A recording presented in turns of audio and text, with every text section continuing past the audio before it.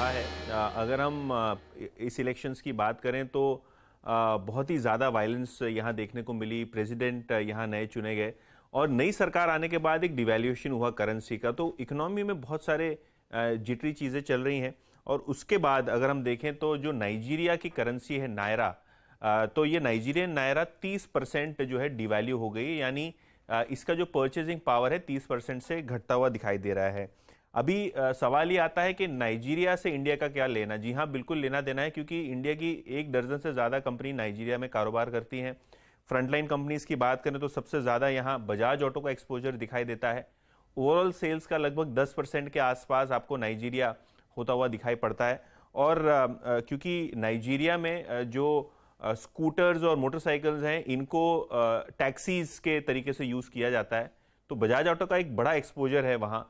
और क्योंकि currency devalue हुई है तो जो इंपोर्ट है वो महंगा हो जाता है, जिसके कारण प्राइसेस बढ़ जाते हैं, डिमांड पे असर होती है।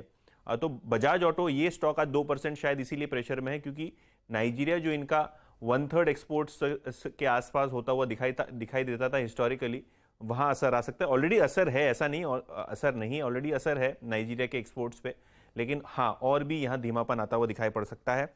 इसके अलावा टीवीएस मोटर्स एक्सपोर्ट्स का लगभग 5-7% एक्सपोजर इनके पास है। कोई बड़ा इम्पैक्ट नहीं होगा, क्योंकि आप ओवरऑल बेसिस पे देखें तो 5% से भी ज़्यादा रेवेन्यू नहीं आता है उस कंट्री से, तो ज़्यादा इम्पैक्ट नहीं होता है। गोदरेज कंज्यूमर, इनकी जो प्रोडक्ट्स हैं वो बहुत ज़्यादा कंज्यूम की जाती है नाइजीरिया में। फेयरनेस क्रीम से लेके मॉस्किटो रेपेलेंट्स, बहुत सारी चीज़ें इंडियन कंपनीज बेचती हैं नाइजीरिया में। और गोदरेज कंज्यूमर का 7% कंसोलिडेटेड रेवेन्यूज नाइजीरिया की इकोनॉमी से आता है, तो वो भी एक स्टॉक है जो आज प्रेशर में आपको बनता हुआ दिखाई पड़ रहा है नाइजीरिया की करेंसी की वजह से। और आखिर में भारती एयरटेल, मुझको नहीं पता आज सुबह गैप डाउन हुआ था, लेकिन आज हरे में क्यों है स्टॉक। लेकिन जो एयरटेल नाइजीरिया है, एयरटेल अफ्रीका का 43% एबिटा कॉन्स्टिट्यूट करता है। तो जो एयरटेल अफ्रीका इकाई है भारतीय एयरटेल की बहुत बड़ी सब्सिडरी, उसका लगभग 40% जो रेवेन्यू है वो इस पर्टिकुलर कंट्री से आता है।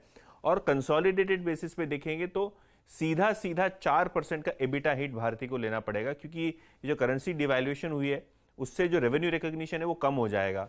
तो भारती भी एक कंपनी ऐसी है, because of their Africa exposure और नाइजीरिया में खास करके जो एक्सपोजर है उसके कारण यहाँ थोड़े बहुत प्रेशर बनते हुए दिखाई पड़ सकते हैं, ऐसा ब्रोकरेज का मानना है। ओके यतिन, शुक्रिया तो फिर ये जानकारी रखने के लिए। नाइजीरिया पर फोकस, लेकिन मेरा फोकस बार बार मार्केट पर है।